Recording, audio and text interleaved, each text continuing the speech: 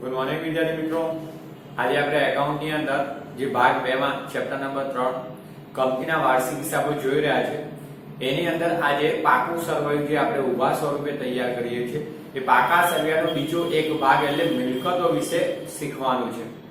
હવે લાસ્ટ વિડિયોની અંદર આપણે પાકું સરવૈયું શીખ્યા હતા, તો લાસ્ટ વિડિયોમાં પાકા સરવૈયાનો એક અંગ એટલે કે ઇક્વિટી અને જવાબદારી બાજુ આપણે શીખી ગયા। ફરીથી એક વખત વિદ્યાર્થી મિત્રો યાદ કરાવું, પાકા સરવૈયાના મુખ્ય બે અંગો હોય છે। એક મૂડી દેવા એટલે કંપનીની ભાષામાં ઇક્વિટી અને જવાબદારી। ઇક્વિટી એટલે શેર મૂડી છે અને જવાબદારી એટલે દેવા। તો ઇક્વિટી અને જવાબદારી, અને બીજું અંગ કહેવાય મિલકતો અને લેના એટલે મિલકતો, રાઈટ।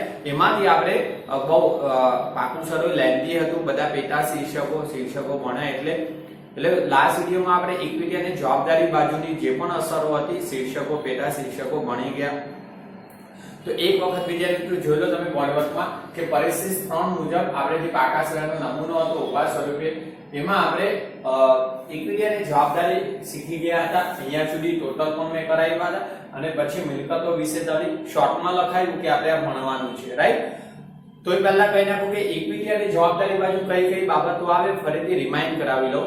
તો વિદ્યાર્થી મિત્રો ઇક્વિટી અને જવાબદારી બાજુ મુખ્ય 3 શીર્ષકો બને છે, રાઈટ। એક પહેલું તો શેર હોલ્ડરના ભંડોળો, બીજું બિનચાલુ જવાબદારીઓ એટલે કે 12 મહિનાથી વધારે સમય માટેના દેવા, લાંબા ગાળાના દેવા, અને ત્રીજું શીર્ષક આવે ચાલુ જવાબદારી એટલે ચાલુ દેવા। હવે શેર હોલ્ડરના ભંડોળોને નીચે બે પેટા શીર્ષકો હતા, તો એક શેર મૂડીનું આવશે અને બીજું અનામત અને વધારાનું શીર્ષક આવશે। ત્યાર પછી બીજું જે મુખ્ય શીર્ષક હતું એમાં તો બિનચાલુ જવાબદારી। તો બિનચાલુ જવાબદારીમાં 3 શીર્ષક આવશે પેટા શીર્ષક। એક લાંબા ગાળાના દેવા એટલે કે લાંબા ગાળાના દેવા છે એની અંદર તમારા ડિબેન્ચર, બોન્ડ, જાહેર થાપણો એ ભણાય એટલે વધુ રિમાઇન્ડ નથી કરાવતો। બીજું આવશે એમાં શીર્ષક તો અન્ય લાંબા ગાળાની જવાબદારીઓ, જેમાં ડિબેન્ચર પરત પ્રીમિયમ, પ્રેફરન્સ પરત પ્રીમિયમ, અને ત્રીજું આવશે તો લાંબા ગાળાની જોગવાઈઓ છે જો જવાબદારી નથી તો લાંબા ગાળાની જોગવાઈઓ pension fund, provident fund, gratuity fund, કર્મચારી નફા ભાગ ભંડોળ, બચત ખાતા આવશે। ઓકે, એ પૂરું થઈ અને ત્રીજો ચાલુ જવાબદારી। તો ચાલુ જવાબદારીમાં 4 શીર્ષક આવશે વિદ્યાર્થી મિત્રો। તો ચાલુ જવાબદારીની અંદર 4 શીર્ષકમાં પહેલું હતું ટૂંકા ગાળાના દેવા। હવે ટૂંકા ગાળામાં બેંક ઓવરડ્રાફ્ટ સીસી ભણી ગયા હતા, ટૂંકા ગાળાની લોન। બીજું શીર્ષક આવશે આપણા વેપારી દેવા, વેપારી લેના દેવા આવશે, આ દેવા બાજુ છે। તો વેપારી દેવાની અંદર બે લેણદારો અને દેવી મૂડી, એના નીચે આવશે આપણે ત્રીજું શીર્ષક અન્ય ચાલુ જવાબદારી એટલે દેવા। એ મુખ્ય હતું, એમાં ચૂકવાના બાકી ખર્ચા, અગાઉથી મળેલ કોઈ પણ આવક, શેર હપ્તા જે અગાઉથી મળ્યા હોય, નહીં મંગાવે ડિવિડન્ડ જે આપણે સૂચિત ડિવિડન્ડ ચૂકવાનું બાકી હોય એ બધી બાબતો હતી। ત્યારબાદ આપણે છેલ્લે ભણ્યા હતા એમાં લાંબા ગાળાની ટૂંકા ગાળાની જોગવાઈઓ, સૂચિત ડિવિડન્ડ અને કરવેરાની જોગવાઈ। ઓકે, હવે ત્યારબાદ વિદ્યાર્થી મિત્રો આજે આપણે ભણવાનું છે મિલકતો વિશેનું। તો તમને દેવા વિશે અહીંયા ભણાયું, તેની નીચેથી મિલકતોનો બીજો જે પાર્ટ છે, બીજું અંગ મિલકતો વિશે જોઈએ।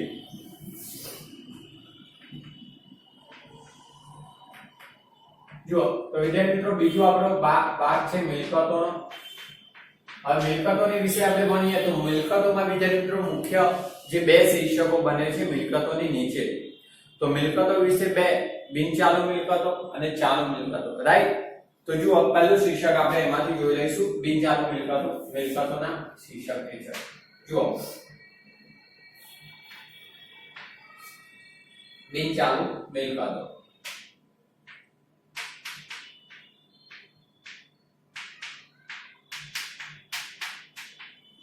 હવે જે મિત્રો બિનચાલુ મિલકતો છે એની અંદર તો પહેલા બિનચાલુ મિલકતો કોને કહેવાય એની વાત કરું તો વિદ્યાર્થી મિત્રો બિનચાલુ મિલકતો એટલે 12 માસથી વધારે સમય માટે ધારણ કરેલી મિલકતો। જે ધંધાકીય એકમ છે એ ધંધાકીય એકમના હિસાબી સમયગાળો 12 માસનો હોય। આ 12 માસના હિસાબી સમયગાળા થી વધુ સમય માટે જે પણ મિલકતો ધારણ કરવામાં આવે છે બધી જ મિલકતો એ લાંબા ગાળાની મિલકતો છે, એને બિનચાલુ મિલકતો તરીકે ઓળખાય। પછી કોઈ રોકાણ હોય કે મિલકત હોય તો એ જોઈ લઈએ। તો જુઓ બિનચાલુ મિલકતો જે 12 માસથી વધુ સમય માટે એકમની અંદર ધંધાકીય એકમમાં ધારણ કરેલી હોય તો આની નીચે બીજા 4 પેટા શીર્ષકો બને છે। જુઓ તો કયા પેટા 4 શીર્ષકો આપણે એબીસીડી લઈશું। તો એ તો પહેલું આપણું છે કાયમી મિલકતો, આ ખાસ કાયમી મિલકતો. બીજું એક વિદ્યાર્થી મિત્રો ખાસ યાદ કરાવો, આ તમે બધું મિલકતો જે છે ને ટાઈટલ મિલકત લેના જે ભાગીદારીના વાર્ષિક હિસાબો એની અંદર જે પાકું સર્વે મળે 11મા ધોરણમાં વૈયક્તિક માલિકીના વાર્ષિક હિસાબો એમાં જે પાકું સર્વે હતું એ મળે. તો એની અંદર જે પાકા સર્વેમાં મૂડી દેવા બાજુ જે અસર હતી એ આપણે ભણી ગયા ઇક્વિટી અને જવાબદારીમાં. ખાલી એને ક્રમિક તમારે જે રીતના જે જેવા જેટલા સમયગાળા માટેના હતા એમ ગોઠવવાના હતા.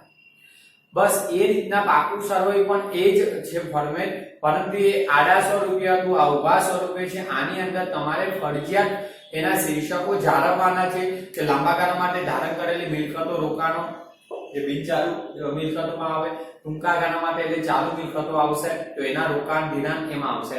તો આ જાળવવાનું છે ખાલી. તો જુઓ હવે કાયમી મિલકતો પણ તમે ભણ્યા હતા. કાયમી એટલે સ્થાયી મિલકતો છે એકમમાં 12 મહિનાથી વધારે માટે. તો આ કાયમી મિલકતો બે પ્રકારની આપણે વહેંચી હતી. જુઓ તો આ કાયમી મિલકતોમાં પણ બે પ્રકારો છે, એક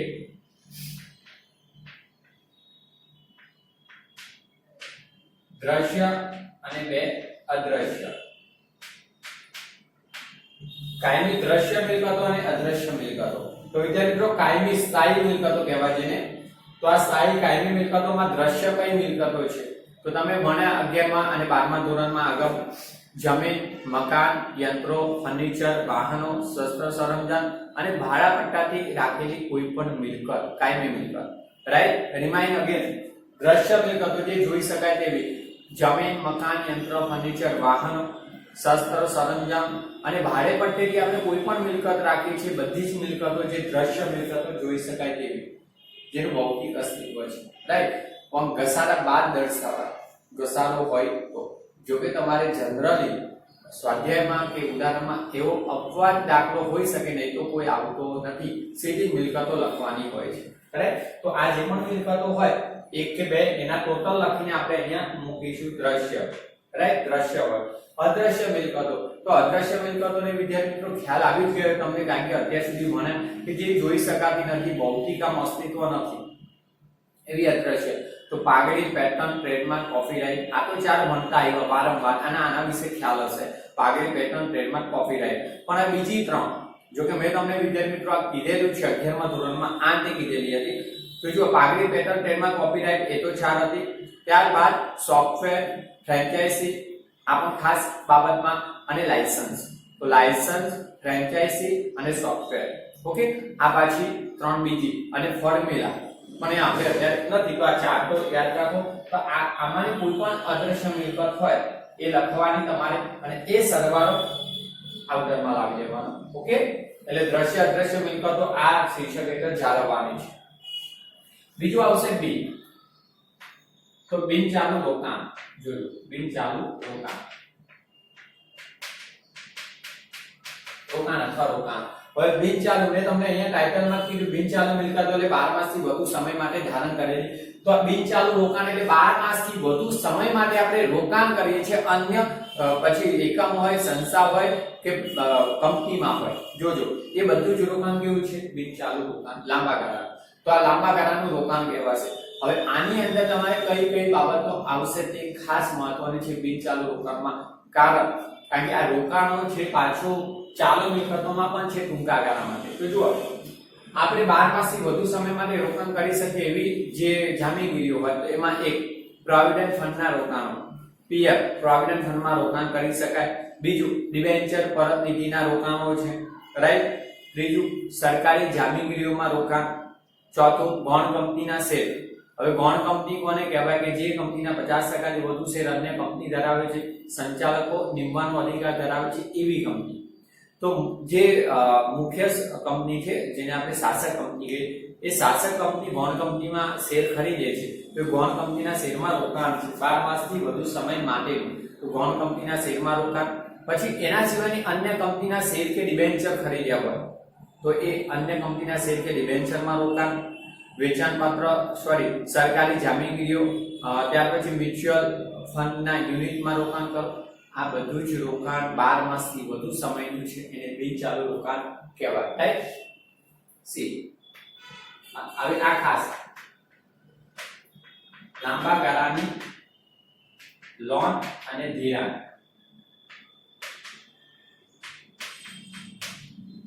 આ ટાઇટલ જુઓ લાંબા ગાળાની લોન અને ધિરાણ તો લાંબા ગાળા માટે આપણે લોન તરીકે ધિરાણ આપીએ છીએ 12 માસથી વધુ સમય માટે તે લેવાનું છે રાઈટ તો જો આની અંદર ચાર એક બાબતો આપી છે પણ સમજી લો કર્મચારીને આપેલ લોન હવે તમારા એમ્પ્લોયી હોય એકમની અંદર એમને જો કંપની 12 માસથી વધુ સમય માટે લોન આપે વાપરવા માટે રકમ તો આ લોન એ લાંબા ગાળાનું લોન ધિરાણમાં ગણાશે 12 માસથી વધુ સમયની હોય ત્યાર પછી ડિપોઝિટો સ્વાભાવિક છે તમારે ઇલેક્ટ્રોનિક જોડાણ લેવું હોય વીજળીનું જોડાણ તો એના માટે ડિપોઝિટ મૂકવી પડે વીજ કંપનીમાં તો ઇલેક્ટ્રિસિટીનું ડિપોઝિટ છે તમારી માલિકીની છે ત્યાં રોકાણ પડ્યું છે કારણ કે જ્યાં સુધી તમારું વીજ જોડાણ રહેવાનું ત્યાં સુધી ડિપોઝિટ વીજ કંપનીમાં રહેવાની તો એ તમારું એક રોકાણ છે ધિરાણ છે રાઈટ તો જુઓ ઇલેક્ટ્રોનિક ડિપોઝિટનું રોકાણ એવી રીતે કસ્ટમ એટલે બંદર તો કસ્ટમ ડિપોઝિટ મૂકેલી હોય કારણ કે તમે આયાત નિકાસ કરતા હો તો સ્વાભાવિક મુકાવે છે તો કસ્ટમ ડિપોઝિટ હોય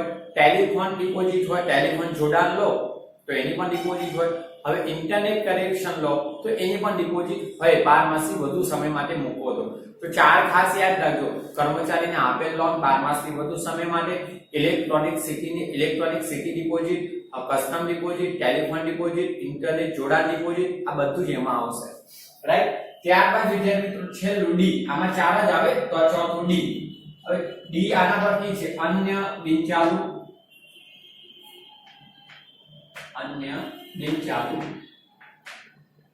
મિલકતો જો એટલે આ ખાસ ચાર બાબતો યાદ રાખજો હવે છેલ્લું ન દેખાય ને તો પણ ફરીથી બોલું ડી એટલે ચોથું ટાઇટલ આવશે અન્ય બિનચાલુ મિલકતો રાઈટ બહુ સરળ છે આની અંદર વિદ્યાર્થી મિત્રો અને તમે ભણતા આવ્યા અન્ય બિનચાલુ મિલકતો એટલે 12 માસથી વધુ સમય માટેની છે તો આની અંદર તમારે નહીં માંડી વાળે પ્રસારિત મહેસૂલી ખર્ચ એટલે અવાસ્તવિક મિલકતો જ આવે જોજો અવાસ્તવિક મિલકતો જેવી કે જાહેરાત ઝુંબેશ ખર્ચ જે 12 માસ બાદ માંડી વાળવાનો છે એટલે 12 મહિના પછી રાઈટ પછી સંશોધન વિકાસ ખર્ચ જે 12 માસથી વધુ સમય બાદ માંડી વાળવાનો હોય શબ્દ જોજો બાદ 12 મહિના પછીનો રાઈટ તે રીતના ડિબેન્ચર વટાવ હોય તો ડિબેન્ચર વટાવ પર 12 માસથી વધુ સમય માટે માંડી વાળવાનો હોય ડિબેન્ચર બહાર પાડવાનો ખર્ચ 12 માસથી વધુ સમય માટે માંડી વાળવાનો હોય પ્રાથમિક ખર્ચ ઓકે તો આ 12 માસથી વધુ સમય માટે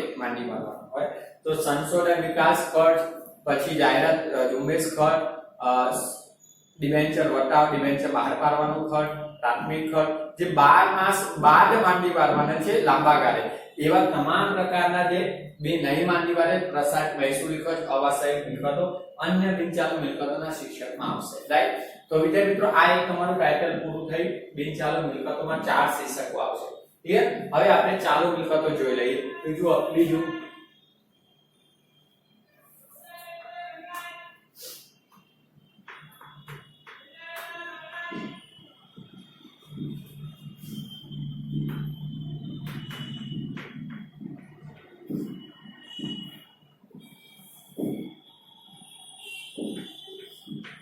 હવે જે ચાલુ મિલકતો તો આની જેમ જ છે બિનચાલુ મિલકતો એટલે 12 માસથી વધુ સમય માટે ધારણ કરે છે રાઈટ એવી જ રીતે ચાલુ મિલકતો એટલે 12 માસથી ઓછા સમય માટે ધારણ કરેલી કોઈ પણ મિલકત છે ચાલુ મિલકત છે પછી એમાં આપણું ધિરાણમાં હોય ટૂંકા ગાળાનું તો માણસો તૈયાર ખ્યાલ આવી જશે હવે આની નીચે વિદ્યાર્થી મિત્રો 6 પેટા શીર્ષક આવશે આમાં 4 હતા તો આની નીચે 6 પેટા શીર્ષકો સમાવેશ થાય છે એ જોઈ લઈએ તો 6 ની અંદર આપણે પહેલું જોઈએ એ ઓકે એબીસીડી આલ્ફાબેટ લખીશું એ તો આની અંદર પહેલું ટૂંકા ગાળાનું આપણું રોકાણ જે બિનચાલુ રોકાણ હતું એ રીતના ટૂંકા ગાળાનું રોકાણ આવશે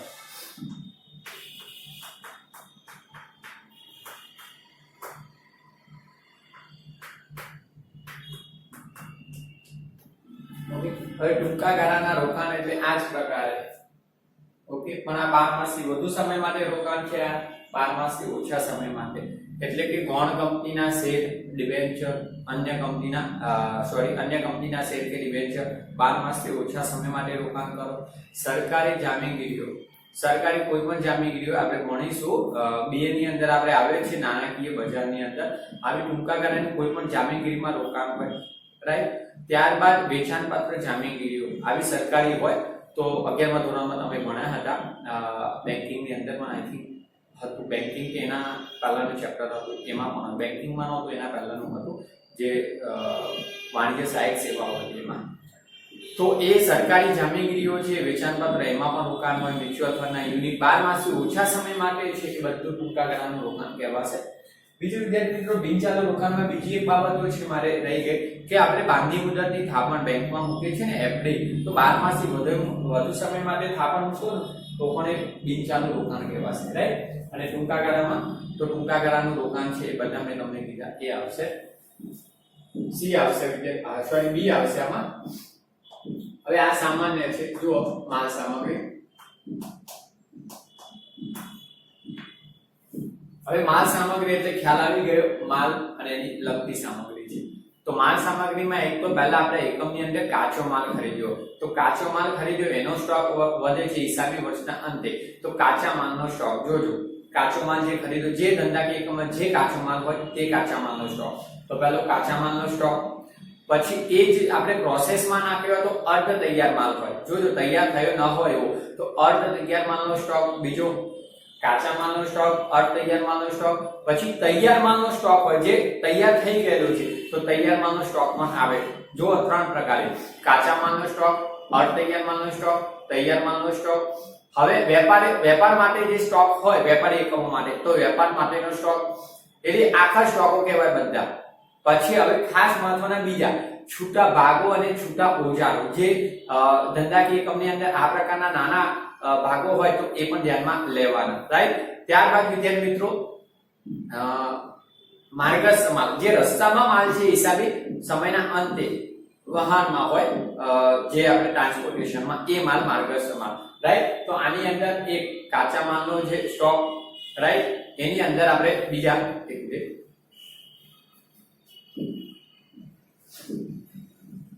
જુઓ, તો એની અંદર તમારા ખાસ ધ્યાનમાં લેવાના હતા એક તો કાચા માલનો સ્ટોક, અર્ધ તૈયાર માલનો સ્ટોક, તૈયાર માલનો સ્ટોક, વેપાર માટેનો સ્ટોક.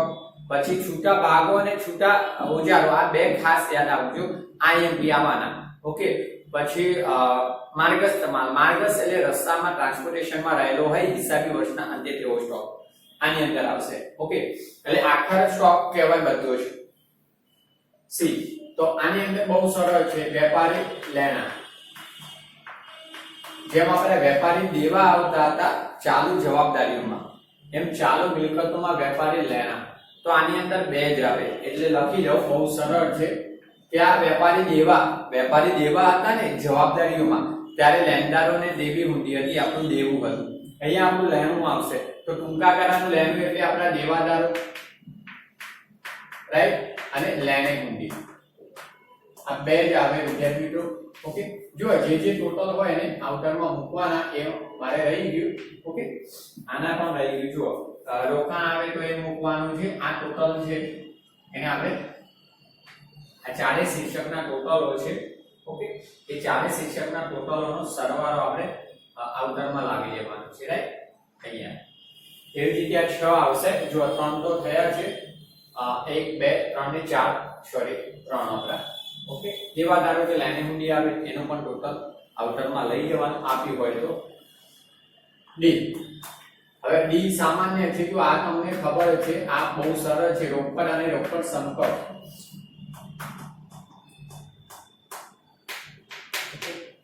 તો વિદ્યાર્થી રોકડ અને રોકડ સમકક્ષ, એક તો જે હાથ પર રોકડ ધંધામાં છે રોકડ શિલ્લક કહીએ છીએ, હાથ પર રહેલી ધંધામાં હોય તે, એટલે કે ફિઝિકલ જે પેટી કેશ કહેવાય છે આપણે, કે જ્યાં ધંધાના વ્યવહારોમાં ત્યાં રોકડ પડેલી છે, તો એ રોકડ શિલ્લક સાથે સાથે બેંક શિલ્લક, રાઈટ. આ તો આપણે ભણ્યા રોકડ અને બેંક શિલ્લક સાથે રોકડ અને સમકક્ષ, તો ડ્રાફ્ટ, ચેક અને ડ્રાફ્ટ હોય જે બેંકમાં નથી ભરાય હિસાબી વર્ષના અંતે, તો ચેક અને ડ્રાફ્ટ, ડિમાન્ડ ડ્રાફ્ટ છે, આ બધા જ એ આપણા રોકડ અને સમકક્ષ નીચે આવશે, રાઈટ. રોકડ શિલ્લક, બેંક શિલ્લક, હાથ પર રહેલા ચેક અને ડ્રાફ્ટ, ઓકે. વર્ષના અંતે હજુ બેંકમાં ભરવાના બાકી રહી ગયા છે, તો એ રોકડ અને સમકક્ષમાં આવશે, રાઈટ. તો એનું પણ ટોટલ વિદ્યાર્થી મિત્રો આપણે હોય જે બાબતો લખીશું. ત્યાર પછી એ આવશે આપણું પાંચમું. હવે એની અંદર ટૂંકા ગાળાની લોન અને ધિરાણ આની જેમ જ આવશે, જેમ લાંબા ગાળાની લોન ધિરાણ હતું ને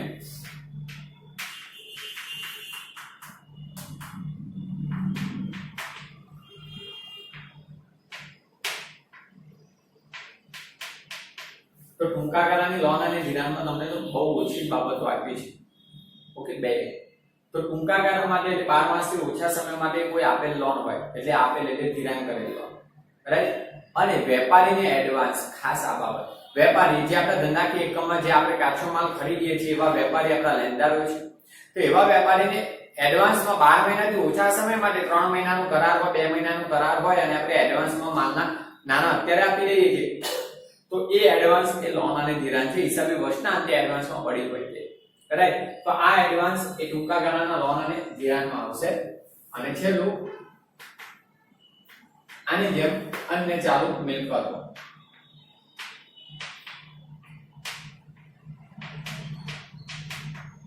રાઈટ. હવે અન્ય ચાલુ મિલકતોની અંદર બહુ સરળ છે, જે આપણે જુઓ કોઈ પણ આવક મળવાની બાકી હોય, હિસાબી વર્ષના અંતે કોઈ પણ આવક મળવાની બાકી, જેમ કે દલાલીના મળવાના બાકી, ભાડું મળવાનું બાકી, વ્યાજ મળવાનું બાકી, વટાવ મળવાનું બાકી, ઓકે, આ કમિશન મળવાનું બાકી, ડિવિડન્ડ મળવાનું બાકી, આ બધી જ આવકો જે હિસાબી વર્ષના અંતે મળવાની બાકી છે, યાદ રાખજો, એ તમામ આવકો આશરી શકે છે અન્ય ચાલુ મિલકતોમાં. એવી જ રીતે કોઈ પણ એડવાન્સમાં ચૂકવેલો ખર્ચ, તો એ કે અગાઉથી ચૂકવેલા ખર્ચા, જેમ કે ભાડું અગાઉથી ચૂકવો, વ્યાજ ચૂકવેલું હોય, તો આ બધી જ એ અગાઉથી ચૂકવેલી આવકો પણ અહીંયા આવશે, સોરી અગાઉથી ચૂકવેલા ખર્ચા અહીંયા આવશે. ઓકે, આ બે વસ્તુ મળવાની બાકી આવકો અને અગાઉથી ચૂકવેલા ખર્ચા. ત્યારબાદ બીજી જે આ છે ને સામાન્ય બાબતો અહીંયાથી લાવવાની છે, બિન ચાલુ મિલકતોમાંથી આમાં. તો કઈ, જે મેં અહીંયા તમને કીધું ને કે પ્રસારિત મહેસૂલી ખર્ચા એટલે કે અવાસ્તવિક મિલકતો જે 12 મહિના બાદ માંડી ભરવાની હોય તે અહીંયા. પણ એ જ પ્રસારિત મહેસૂલી ખર્ચ જે અવાસ્તવિક મિલકતો છે, ઓકે, જેવા કે સંશોધન વિકાસ ખર્ચ, ડિબેન્ચર વટાવ, ડિબેન્ચર બહાર પાડવાનો ખર્ચ, જાહેરાત ઝુંબેશ ખર્ચ, બેન્ડરી કમિશન, પ્રાથમિક ખર્ચા, આ 12 માસ દરમિયાન માંડી ભરવાના છે હિસાબી વર્ષના સમયગાળામાં. તો 12 માસ દરમિયાન માંડી ભરવાના હોય તો અન્ય ચાલુ મિલકતોમાં આવશે. તો એવું કોઈ પણ 12 મહિના દરમિયાન માંડી ભરવાનો ખર્ચ આવે તો પણ અન્ય ચાલુ મિલકતમાં એ જ આપે એનો સરવાળો કરીને આવશે. હવે ચાલુ મિલકતોમાં 6 પેટા શીર્ષકો થયા, તો 6 પેટા શીર્ષકનો સરવાળો તમારે કરવાનો હોય અને એ સરવાળો અહીંયા લખવાનો છે. ઓકે, જુઓ તો મિલકતોની અંદર આપણા બે પેટા શીર્ષકો, બિન ચાલુ મિલકતો એના 4 પેટા શીર્ષકનો સરવાળો, ચાલુ મિલકતો એના 6 પેટા શીર્ષકનો સરવાળો. હવે આ બે ટોટલ બિન ચાલુ મિલકતો અને ચાલુ મિલકતોનો સરવાળો કરો છો એટલે અહીંયા કુલ મળશે તમને કુલ સરવાળો. અને આ કુલ સરવાળો જે મિલકતોનો કહેવાય છે એ મિલકતોનો કુલ સરવાળો અને ઇક્વિટી જવાબદારીનો જે આપણે આની ઉપર કર્યો હોય, મેં અહીંયા સુધી ભણાવ્યું, એ સરવાળો બંને સરખા જ મળે ત્યારે તમારું પાકું સરવાળો જે આર્થિક દ્રષ્ટિએ સાચું છે, બંને બાજુના સરવાળા યોગ્ય છે તો, રાઈટ. એટલે સરવાળો સરખા જ મળે પાકા સરવાળાના. બીજી બાબતો વિદ્યાર્થી મિત્રો, આ બહુ સરળ બાબતો છે. 11 ગુણ મેળવવા હોય તો નફા નુકસાનનું સ્ટ્રક્ચર, પાકા સમયમાં ઇક્વિટી અને જવાબદારી, ત્યારની નીચે મિલકતોને આ જે બાબતો ભણે એ તમને પરફેક્ટ આવડતી હશે તો આ સ્ટ્રક્ચરની નીચે ખાલી એન્ટ્રીઓ મૂકવાની છે, એના જ માર્ક્સ મળશે 11 ગુણ. બહુ ઓછા સમયમાં તમારો આ દાખલો બોર્ડમાં થઈ જાય એવો દાખલા આવશે અને તમે જોશો આગળ ભણો ત્યારે. પણ એ પહેલા એક ખાસ બાબત યાદ રાખજો કે નફા નુકસાનનું જે પત્રક હતું એની જે એન્ટ્રીઓ 7 મુખ્ય શીર્ષકો હતા એ તૈયાર કરજો. આની અંદર તમે જોયું ઇક્વિટી જવાબદારી બાજુ 3 મુખ્ય શીર્ષકો, મિલકતોમાં 2 મુખ્ય શીર્ષકો છે. એની પણ જે પેટા શીર્ષકો સહિત ક્રમિક એન્ટ્રીઓ જે એક્ઝામમાં લખવી પડે, ક્રમ વાઇઝ લખવી પડે. કોઈ એન્ટ્રી ન આવતી હોય તો ના લખો તો ચાલે, આવતી હોય તો ક્રમમાં જ લખવી પડે, એના જ માર્ક્સ મળશે. સ્ટ્રક્ચર જાળવવું પડશે. ઓકે, તો બસ વિદ્યાર્થી મિત્રો પહેલા આ સ્ટ્રક્ચર પૂરા થઈ. આપણે હવે આગળ જતા દાખલા શીખવાના. દાખલા તો બહુ સરળ છે પણ આવડે સ્ટ્રક્ચર ત્યારે. ઓકે, તો આ વર્ગમાં મિલકતોનું સ્ટ્રક્ચર લખી દેજો. હવે હું તમને બતાવી દઉં એની એન્ટ્રીઓ પેટા શીર્ષકો કયા કયા આવશે એ પણ લખવાનું છે. ઓકે, તો એ હમણાં આપણે જોઈ લઈએ. હવે વિદ્યાર્થી મિત્રો ગઈકાલે તમને એટલે કે લાસ્ટ વિડીયોમાં પાકા શ્રેયમાં જે સ્ટ્રક્ચર બતાવી દીધેલું હતું, જે કંપનીનું નામ, તારીખ હતો, એ તારીખના રોજ પૂરા થતા પ્રશ્નો, પાકું સર્વે, ફોર્મેટ પણ ખબર છે, વિગત, નોંધપાના નંબર, રકમના આપણે 2 ખાના બનાવવાના. તો ઇક્વિટી અને જવાબદારી બાજુ હમણાં આપણે બાબતો જોઈ ગયા હતા લાસ્ટ વિડીયોની અંદર, એ આપેલી છે. ત્યારબાદ આપણે મિલકતોની જોવાની હતી. તો મિલકતોની વાત કરીએ તો વિદ્યાર્થી મિત્રો જુઓ, મિલકતો બીજું પેટા શીર્ષક છે, એટલે બીજું અંગ છે પાકા સરવૈયાનું. હવે એમાં આપણા 2 મુખ્ય પેટા શીર્ષકો છે, બિનચાલુ મિલકતો અને ચાલુ મિલકતો. બિનચાલુમાં આપણે બોર્ડ વર્કમાં જોયું કાયમી, દ્રશ્ય, અદ્રશ્ય લખ્યું. બિનચાલુ રોકાણો જોયા, ત્યારબાદ લાંબા ગાળાની લોન અને ધિરાણ. અન્ય બિનચાલુ મિલકતો જે છે એ બિનચાલુ મિલકતોના શીર્ષક હેઠળ દર્શાવવાની છે. બીજું પેટા શીર્ષક આવશે એમાં ચાલુ મિલકતો, તેની અંદર નીચેના અન્ય પેટા શીર્ષકો છે, જેમાં 6 આવશે, જે બોર્ડ વર્કમાં આપણે જોઈ ગયા છે. તો ચાલુ રોકાણો આવશે વિદ્યાર્થી મિત્રો, જે હવે મેં બોર્ડ વર્કની અંદર ચાલુ રોકાણોની જગ્યાએ ટૂંકા ગાળાના રોકાણો શબ્દ વાપર્યો છે. તો એ ટૂંકા ગાળાના એટલે 12 માસથી ઓછા સમયના, એને ચાલુ રોકાણો જ કહેવાય. ઓકે, એટલે ખાસ ધ્યાન આપજો, એટલે પછી તમને મનમાં કોઈ ડાઉટ ન રહેવો જોઈએ. એટલે ચાલુ રોકાણો શબ્દ લખો અથવા ટૂંકા ગાળાના રોકાણો લખી શકો. ત્યારબાદ માલ સામગ્રી, વેપારી લેણાં છે, રોકડ અને રોકડ સમકક્ષ, ટૂંકા ગાળાની લોન અને ધિરાણ અને અન્ય ચાલુ મિલકતો. તો આપણે આ બોર્ડ વર્કમાં સ્ટ્રક્ચર જોયું. હવે આની અંદરના જે કઈ બાબતોનો સમાવેશ થાય, તો આપણા અભ્યાસના હેતુસર આ શીર્ષક કાલે પાકું સર્વે બતાવ્યું હતું લાસ્ટ, તે જોઈ લેજો. આ તો તમે જોઈ લીધી છે. ઇક્વિટી અને જવાબદારી બાજુની અસરો હતા, એના શીર્ષકમાં કઈ આવે અહીંયા સુધી, રાઈટ? આ આપણે ભણતા આવ્યા. હવે મિલકતોનું જોઈ લઈએ. તો જો વિદ્યાર્થી મિત્રો, મિલકતોમાં કાયમી, એમાં દ્રશ્ય જોઈએ તો જમીન, મકાન, યંત્રો, ફર્નિચર, પ્લાન્ટ, ઓકે, વાહનો, સાધન સરંજામ, ભાડા પટ્ટાની કોઈ પણ મિલકત, એ આપણે અહીંયા લખવાની. કોઈ પણ એક્ઝામમાં આપી શકે 1, 2, એનાથી વિશેષ વધુ હોતી નથી. પછી ત્યારબાદ વિદ્યાર્થી મિત્રો આપણી પાસે અદ્રશ્ય આવશે. જુઓ, તો અદ્રશ્ય મિલકતમાં કઈ લેવી, તો ઓકે, અદ્રશ્યમાં તમને જુઓ અહીંયા આપેલી છે. અદ્રશ્ય મિલકતની અંદર પાઘડી, pattern, trademark, copyright, licence, software અને ફ્રેન્ચાઇઝી, એટલે આમાંની કોઈ પણ આપી શકે. એટલે આ બાબત ખાસ યાદ રાખજો. અદ્રશ્ય મિલકત એ મેં તમને કહી દીધી. ત્યારબાદ આ કાયમી, દ્રશ્ય, અદ્રશ્ય મિલકતોની વાત થઈ ગઈ, એ તમારે લખવાની અને નીચે. હવે બિનચાલુ રોકાણો બીજું શીર્ષક હતું. તો બિનચાલુમાં રોકાણોમાં પ્રોવિડન્ટ ફંડના રોકાણો, ડિબેન્ચર પરત નિધિના રોકાણો, ગૌણ કંપનીના શેર, અન્ય કંપનીના શેર અને ડિબેન્ચર. તો સમય જોવાનો 12 માસથી વધુ સમય માટેની છે. જો બેંકમાં બાંધી મુદતની થાપણ એટલે એફડી 12 માસથી વધુ સમય માટે. સરકારી કોઈપણ જામીનગીરી એટલે ડિબેન્ચર, સરકારી, એમાં આપણે શીખ્યા હતા 11મા ધોરણમાં, એવી વેચાણપત્રો કોઈપણ જામીનગીરી હોય તે. ઓકે, મ્યુચ્યુઅલ ફંડના યુનિટ 12 માસથી વધુ સમયના. ઓકે, આ બધું રોકાણ છે એક પ્રકારનું, આપણે અન્ય નાણાકીય સંસ્થાઓમાં પણ કરી શકીએ. બીજું લાંબા ગાળાની લોન અને ધિરાણ. તો સમય જુઓ કૌંસમાં, કર્મચારીને લોન આપી હોય આપણા એમ્પ્લોયને પણ 12 માસથી વધુ. પછી આ મેં તમને ખાસ બાબતો કીધી હતી, ડિપોઝિટો. હવે આ ડિપોઝિટો કેવી છે? 12 માસથી વધુ સમય માટેની. તો કસ્ટમ ડિપોઝિટ બંદર પર જે મુકાવતા હોય છે માલની આયાત નિકાસ કરતા ધંધાકીય એકમો માટે. ટેલિફોન જોડાણ લો તો એની ડિપોઝિટ. ઇલેક્ટ્રિસિટીનું મેં કીધું, વીજ જોડાણ લેવામાં આવે તો વીજ કંપનીમાં મૂકવો. પછી અહીંયા ઇન્ટરનેટ તમે લખી શકો છો, ઇન્ટરનેટ ડિપોઝિટ.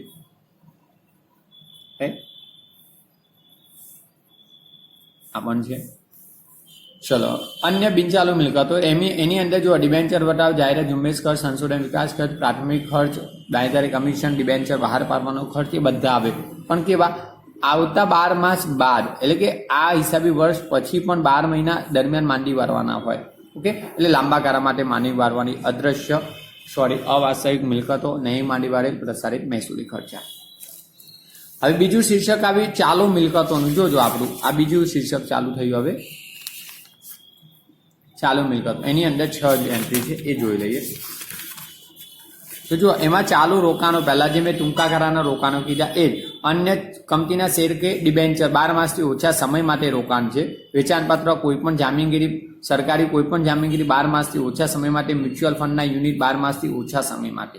ઓકે, 12 માસથી વધુ સમય માટે તો બિનચાલુ રોકાણ, અને ચાલુ રોકાણો ટૂંકા ગાળા માટે. પછી માલ સામગ્રી, આ ખાસ તમારે ભણવાની છે, આ માલ સામગ્રી. ઓકે, તો માલ સામગ્રીની અંદર જોઈ લઈએ એક મિનિટ. તો જુઓ, આને યાદ રાખવાની પણ આની બાબતો ખાસ આવતી જ હોય વારંવાર, એ તમને કહી દઉં છું. તો જુઓ, આની અંદર વિદ્યાર્થી મિત્રો આપણને આ બાબતો ખાસ આવે છે. એટલે કે કાચો માલ, તૈયાર માલનો સ્ટોક, વેપાર માટેનો સ્ટોક, આ બધા આખર માલ સ્ટોક છે વર્ષના અંતે વધેલા હોય તે. હવે છૂટા ભાગો અને છૂટા ઓજારો આ ખાસ આવે ધંધાકીય એકમમાં જે નાની નાની બાબતો છે એના છૂટા ભાગ હોય એટલે મશીનરીના નાના છૂટા ઓજારો જે ધંધાકીય એકમમાં એ પ્રકારની કન્સ્ટ્રક્શન જેમ કે કામ ચાલતું હોય તેમાં છૂટા ઓજારો હોય એ ટૂંકા ગાળાની સામગ્રી છે. જે વપરાશી સ્ટોર્સ જે વપરાશ લાયક જે પણ સાધન સામગ્રી વપરાતી ટૂંકા ગાળા માટે માર્ગસ્થ માલ રસ્તામાં હોય તેવો હિસાબી વર્ષના અંતે. ઓકે, તો આ બધા માલ સામગ્રીમાં આવશે. ત્યારબાદ વિદ્યાર્થી મિત્રો વેપારી લેના તો 2 જ આવે, દેવાદારો અને લેણી ઊંડી એ પણ ભણી ગયા. રોકડ અને સમકક્ષમાં આ રોકડ હાથ પર એટલે રોકડ સિલક, બેંક સિલક, ચેક અને ડ્રાફ્ટ હાથ પર હોય હિસાબી વર્ષના અંતે તે. ટૂંકા ગાળાની લોન અને ધિરાણ તો 12 માસથી ઓછા સમય માટે આપેલ લોન એટલે ધિરાણ કરેલ લોન, અને વેપારીઓને એડવાન્સમાં આપો પણ 12 માસથી ઓછા સમય માટે. અને છેલ્લું શીર્ષક અન્ય ચાલુ મિલકતો બહુ સરળ છે. કોઈ પણ ખર્ચ અગાઉથી ચૂકવેલો હોય અને કોઈ પણ આવક અગાઉથી મળી હોય, મેં સમજાવ્યું હતું, ભાડું, વેતન, વ્યાજ, વટાવ, કમિશન, કોઈ પણ ડિવિડન્ડ.